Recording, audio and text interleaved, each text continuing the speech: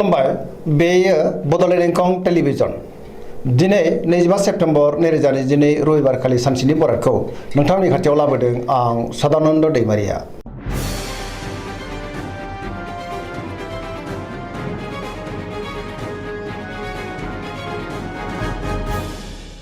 सिगां फरायनो लादों मेष राशि गिबि हांखो अ ल दिनैनि साना जोबोर मोजां गोथों आरो गोग्गो साननो रोंगोन गियाननि आंखाल जानाय नङा मोनफ्रोमबो खामानिखौनो दिनै मावफुंनो हागोन बयजोंबो गोरोबनो रोंगोन आरो अनसायजागोन न'खराव अनलायनाय फैगोन बिमा बिफानिफ्राय थोजासे हेफाजाब मोननो हागोन मावनो लानाय खामानिखौ थि समावनो आरो गोरलैयैनो मावफुंनो हागोन सिगांनि बबेबा आद्रा खामानियाबो दिनै मावफुंजागोन गोसोखौ जोबोर गोजोननाय मोनगोन देहाया मोजाङै थागोन बहानिफ्रायबा मोजां खौरां फैनोबो हागौ रांखावरियाव मोजां बेफार फालांगियावबो मोजां होनजायो गुबुनजों बाख्नाय जानो हागौ सोरबा लोगोनिफ्राय मोजां खौरां मोननोबो हागौ न'खराव बिसि फिसायनि गेजेराव अननानै फैगोन बहाबा थाङोब्ला दिनै जोबोर मोजां आरो मोजाङैनो हान्थिनोबो हागोन पजिटिभ एनार्जिनि गोहोम गोग्लैगोन फरायसाफ्रा दिनै फरायनायाव गोसो दुंखांगोन आरो मोजां फिथाइ मोननोबो हागोन। वृष राशि गिबि हांखो इ उ ब दिनैनि साना मोजां आरो गाज्रिनि गेजेरजों बाबेलांगोन गोसोखौ दिनै जोबोर गुलाय गुजाय मोनगोन गोसोनि साननायफ्रा टेबोर नांनो हागौ गोसोनि बोलोआबो लोरबां जानो हागौ मावनो लानाय खामानिखौ मावफुंनो गोब्राब जागोन समाजाव मान मोननो हागोन रांखावरियाव मोजां अब्लाबो नाथाय खरसायाबो बांगोन बेफार फालांगियाव मोजां होनजायो न'खराव बिसि फिसायनि गेजेराव अननानै फैगोन देहाया दिनै बारा मोजां थानाय नङा जानाय लोंनायाव सांग्रां जानांगोन गोबां रोखोमनि देहायारि जेंनाजों मोगा मोगि जानांनो हागौ गुबुननि हेफाजाब मोननो हागोन सोरबा लोगोनिफ्राय हेफाजाब मोनगोन गोसोनि साननायफ्रा देबोर नांनो हागौ बहाबा हान्थिब्ला लामा सामायाव सांग्रां जानांगोन नेगेटिभ एनार्जिनि गोहोम गोग्लैनो हागौ।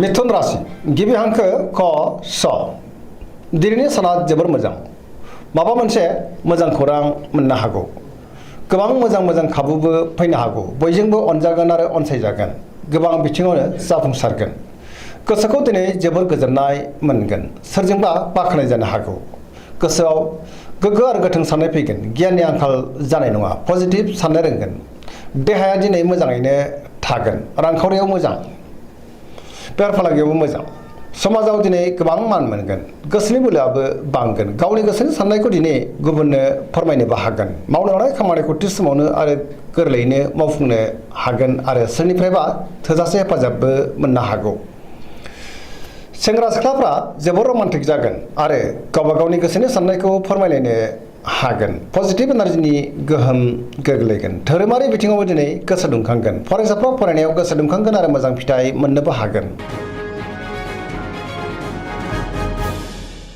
कर्कट राशि गिबि हांखो ड ह दिनैनि साना जोबोर मोजां समाजाव लोगो लेवा बांगोन सोरजोंबा बाख्नाय जानो हागौ गोसोनि साननायफ्रा मोगथाङाव जाफुंनो हागौ गोसोआव पजिटिभ साननाय फैगोन गोथों आरो गोग्गो साननो रोंगोन गियाननि आंखाल जानाय नङा मावनो लानाय खामानिखौ थि समावनो आरो गोरलैयैनो मावफुंनोबो हागोन रांखावरियाव जोबोर मोजां बेफार फालांगियावबो जोबोर मोजां मुलाम्फा मोननो हागोन आयाबो बांगोन न'खराव बिसि फिसायनि गेजेराव अननानै फैगोन देहाया दिनै मोजाङैनो थागोन अब्लाबो नाथाय जानाय लोंनायाव सांग्रां जानांगोन गुबुननि हेफाजाबखौ मोननो हागौ समाजाव बयजोंबो मान होजागोन फरायसाफ्रा दिनै फरायनायाव गोसो दुंखांगोन आरो मोजां फिथाइ मोननोबो हागोन पजिटिभ एनार्जिनि गोहोमबो गोग्लैगोन।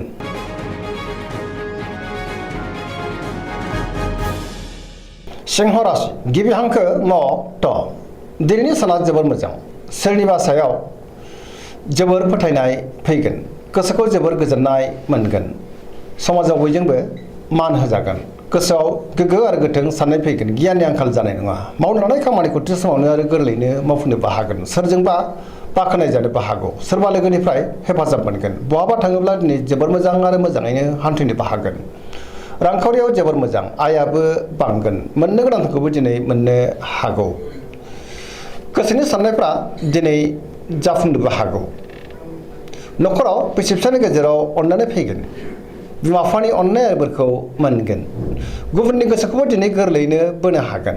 देहाया मोजाङै थागोन। अब्लाबो नाथाय जानाय लोंनायाव सांग्रां जानांगोन। पजिटिभ एनार्जिनि गोहोमबो गोग्लैनो हागौ। कन्या राशि गिबि हांखो प ट दिनैनि साना जोबोर मोजां। सोरबा लोगोनिफ्राय थोजासे हेफाजाब मोनगोन। गोसोनि साननायफ्रा जाफुंनो हागौ। गोसोआव गोग्गो आरो गोथों साननाय फैगोन। पजिटिभ साननो रोंगोन। गियाननि आंखाल जानाय नङा। जायखि खामानि मावा मानो मोनफ्रोमबो खामानिखौनो दिनै मोजाङैनो मावफुंलांनो हागोन। रांखावरियाव मोजां, अब्लाबो नाथाय खरसायाबो बांगोन। बेफार फालांगियावबो मोजां होनजायो। देहाया दिनै मोजाङैनो थागोन। गोबां मुंदांखा सुबुंजों दिनै लोगो मोनज्लायनो हागौ। गोबां खामानियाव मुखुब थागोन। सोरजोंबा बाख्नाय जानोबो हागौ। गोसोखौ दिनै जोबोर गोजोननाय मोनगोन। पजिटिभ एनार्जिनि गोहोमबो गोग्लैगोन। गुबुननि थाखाय गोबां मोजां खामानि मावनानै होनोबो हागोन। लाइमोनफोरा मोजां खौरां मोननो हागौ आरो गावबा गावनि गोसोनि साननायखौ फोरमायलायनोबो हागोन।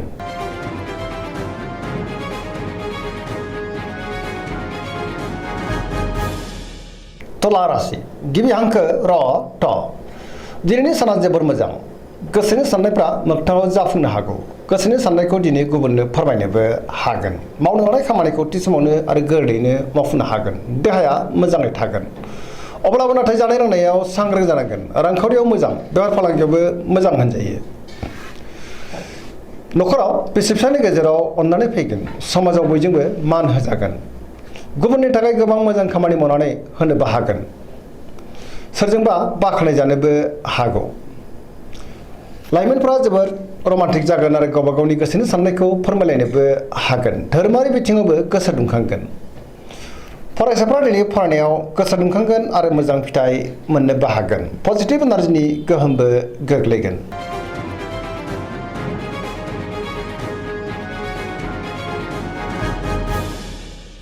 वृश्चिक राशि गिबि हांखो न स दिनैनि साना जोबोर मोजां। गोबां मोजां खाबु फैनोबो हागौ। गोसोआव पजिटिभ साननाय फैगोन। गोथों आरो गोग्गो साननो रोंगोन। गियाननि आंखाल जानाय नङा। सोरजोंबा बाख्नाय जानोबो हागौ। गोसोआ दिनै जोबोर गोजोनगोन। गुबुननि थाखाय गोबां मोजां खामानि मावनानै होनोबो हागोन। समाजाव लोगो लेवा बांनो हागौ। सोरबा लोगोजों बाख्नाय जानोबो हागौ। गोसोआव जोबोर खुसि फैगोन। मावनो लानाय खामानिखौ थि समावनो आरो गोरलैयैनो मावफुंनो हागोन। सिगांनि बबेबा आद्रा खामानियाबो दिनै मावफुंजागोन। गुबुननिफ्राय थोजासे हेफाजाब मोननो हागौ। गोसोनि साननायफ्रा दिनै मोगथाङाव जाफुंगोन। गोसोनि बोलोआबो बांगोन। समाजाव बयजोंबो मान होजागोन। रांखावरियाव जोबोर मोजां। गोबां धोन आरजिनोबो हागोन। बेफार फालांगियाव दिनै जोबोर मोजां होनजायो। देहाया मोजाङैनो थागोन। फरायसाफ्रा दिनै फरायनायाव गोसो दुंखांगोन। सेंग्रा सिख्लाफ्रा जोबोर रमान्टिक जागोन आरो गावबा गावनि गोसोनि साननायखौ फोरमायलायनोबो हागोन। पजिटिभ एनार्जिनि गोहोमबो गोग्लैगोन।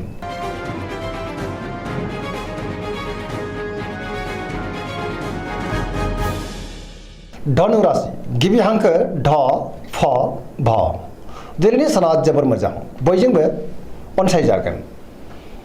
सोरनिफ्रायबा मोजां खौरां मोननोबो हागौ। गोसोआव पजिटिभ साननाय फैगोन। गोथों आरो गोग्गो साननो रोंगोन। गियाननि आंखाल जानाय नङा। मावनो लानाय खामानिखौ थि समावनो आरो गोरलैयैनो मावफुंनोबो हागोन। गोसोनि साननायफ्रा दिनै मोगथाङाव जाफुंगोन। रांखावरियाव जोबोर मोजां, अब्लाबो नाथाय खरसायाबो बांगोन। बेफार फालांगियाव जोबोर मोजां मुलाम्फा मोननो हागोन। देहाया मोजाङै थागोन। न'खराव बिसि फिसायनि गेजेराव अननानै फैगोन। बिदा फंबायनिफ्राय थोजासे हेफाजाबखौ मोननो हागौ। बहाबा थाङोब्ला दिनै जोबोर मोजां आरो मोजाङैनो हान्थिनोबो हागोन। लाइमोनफोरनि गोसोआ दिनै जोबोर रमान्टिक जागोन आरो गोसोनि साननायखौ फोरमायलायनोबो हागोन। पजिटिभ एनार्जिनि गोहोमबो गोग्लैगोन। सरासनस्रायै दिनै साना जोबोर मोजां आरो मोजाङैनो बारग'लांगोन।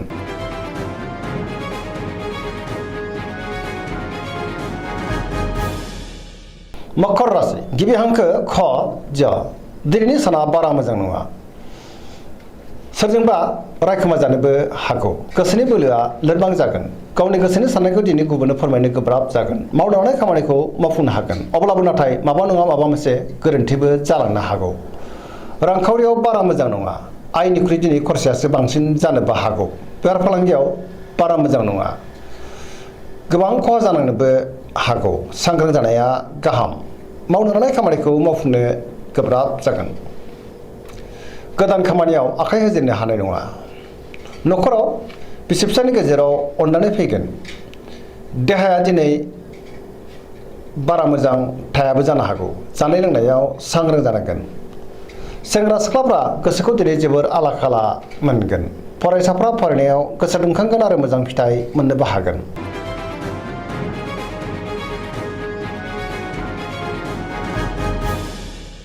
कुम्भ राशि गिबि हांखो ग स। दिनैनि साना जोबोर मोजां।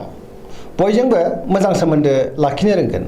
माबा नङा माबा मोनसे मोजां खौरां फैनोबो हागौ। गोसोआव पजिटिभ साननाय फैगोन। गोथों आरो गोग्गो साननो रोंगोन। गियाननि आंखाल जानाय नङा। सिगांनि बबेबा आद्रा खामानिखौबो दिनै मावफुंनो हागोन। गोसोखौ जोबोर गोजोननाय मोनगोन। मावनो लानाय खामानिखौ थि समावनो मावफुंनो हागोन। समाजाव बयजोंबो मान होजागोन। गोबां मुंदांखा सुबुंजों दिनै लोगो मोनज्लायनोबो हागौ। बेफार फालांगियाव जोबोर मोजां। रांखावरियाव जोबोर मोजां। आयाबो बांगोन। न'खराव बिमा बिफानि अननाय आरो बोरखौ मोननो हागोन। गुबुननिफ्राय थोजासे हेफाजाबबो मोननो हागौ। बहाबा थाङोब्ला दिनै जोबोर मोजां आरो मोजाङैनो हान्थिनोबो हागोन। पजिटिभ एनार्जिनि गोहोमबो गोग्लैगोन।